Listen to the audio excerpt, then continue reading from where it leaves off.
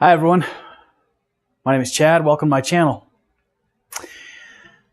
Get your coffee, get your tea, get your mate, whatever you drink. Get your water, especially your water. Today we want to talk about food. Food is medicine, right? Food is medicine, but we're not taught that. We're taught medicine is medicine. Food is just something that we do every day.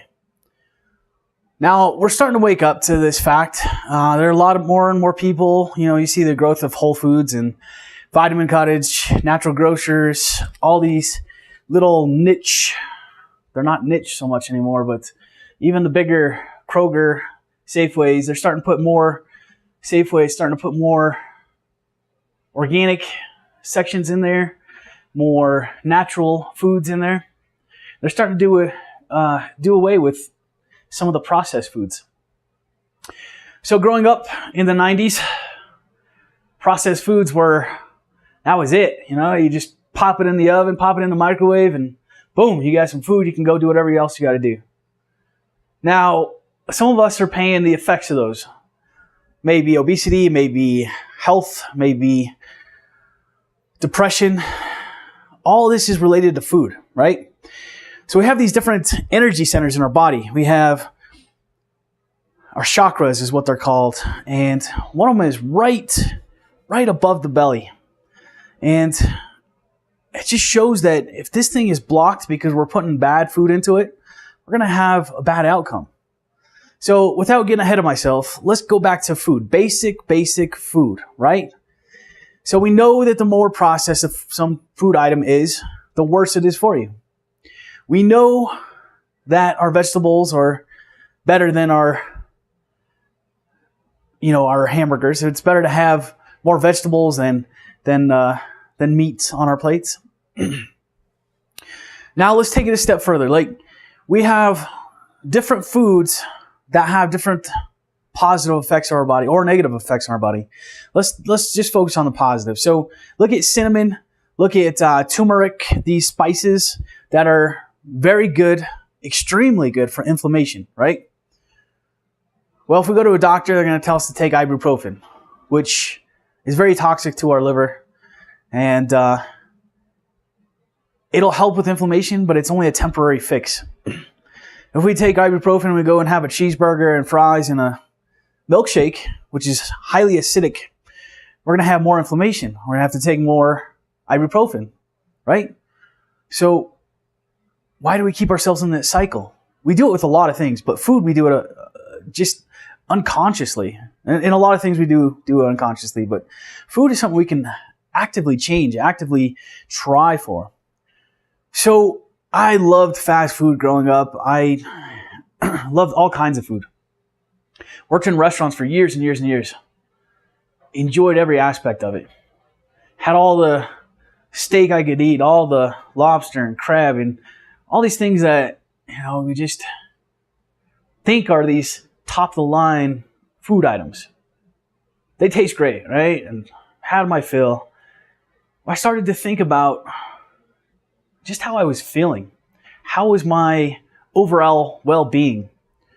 I had a lot of issues with my back. I was always athletic, but I never felt like I had enough energy to be as good as I could have been in certain things.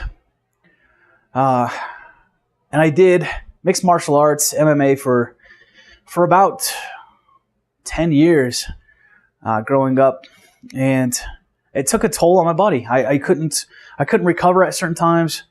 I was going out and buying these different recovery things from the nutritional supplement stores and thinking that it's going to be my fix, but it wasn't. I started to change my diet, and things started to turn around. So I focused more on vegetables.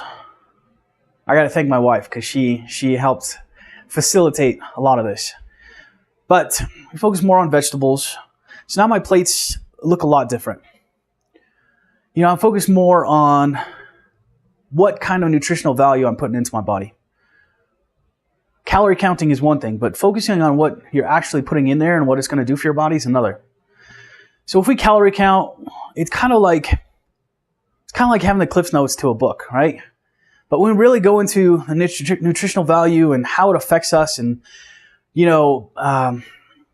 certain foods raise serotonin levels in the brain, makes you happier, makes you more social, whatever it may be. These are the kind of things that we really want to focus on, instead of just how many calories I'm putting in there. Calorie counting is pretty. It's past its time, I think people should stop just counting calories. It just doesn't work like that. So you start taking things a little bit further. So think about your fast food. Think about these animals. And yes, I'm going to get a little hippie here, but all these animals in these cages and pens, and they're depressed. They're living these really sad lives. They can't move. They can't be free. They can't do what an animal's supposed to do. Well, we know that energy is all around us. We know that all of us are made of energy. That includes the animals. And we know that energy can't be created, it can't be destroyed, but it can be transferred, right? So if these animals have this negative well-being, they're depressed, they're sad, they're just heartbroken, maybe their young has been taken away, and we eat that burger or chicken, whatever it is, we're internalizing that energy, right? So that energy gets passed to us. I'm not saying that that's why people are depressed or sad or down or whatever it may be. But I'm just saying, just think of that fact that energy can't be created or destroyed, but it can be transferred. So even just considering that fact, we're transferring this negative energy to ourselves. We're consuming it, most likely, and it's sitting right in the pit of our belly, right next to that root chakra. I apologize if I'm on the wrong chakra. Sacral plexus. It sits right in there, and it can have that negative effect on our chakras, which means that our energy flow in our bodies, the Eastern philosophy call it the chi, right? So it's blocking that flow, the energy, the alignment down the center of our bodies, and it's clogging us in some manner or another. That can definitely have effects on us. Depression, sadness, anger, injury, even sickness, illness, any of that can be an outcome of blocking those chakras or that chi. So I want you to think today about what's on your plate. I want you to think of how it's going to be nutritious for your body, how it's going to benefit you in some way.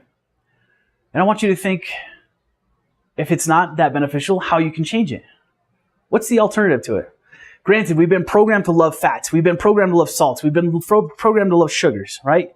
This is all programming here. I know it was tough. I loved chicken wings. I loved fried foods. I still have a craving every now and then for fried foods. I'll make my own version of it, but I don't fry it the same. And if I do, it's coconut oil. And I've recently tried to go meatless, and I've been doing really well since January, minus fish, but I'll get there. Everything's a process, right? We don't want to jump into it full steam ahead. We need to go one step at a time. So remember, food is medicine. Food helps build, it's a building block of our bodies. So be conscientious of what you're putting into your body. Be aware of where it comes from. Be aware of what it's going to do to your body. And then be aware of how you feel after you eat it. I love burgers are one of my favorite things in the world. Cheeseburgers, I could just eat them all the time. And it showed at a certain time. But now I know if I eat a cheeseburger, I'm going to be down for about 2-3 hours afterwards. My stomach is just turning to oil and grease, and it's just turning, and I'm tired. And I don't feel great. So I cut that out. And it wasn't easy. But if I could do it, you could do it. Thanks for watching. My name is Chad. Smile at the world. The world will smile back. We'll see you on the next one. Hit that little subscribe button below if you liked it. Hit the thumbs up if you liked it. Have a wonderful day. If nobody's told you, I love you.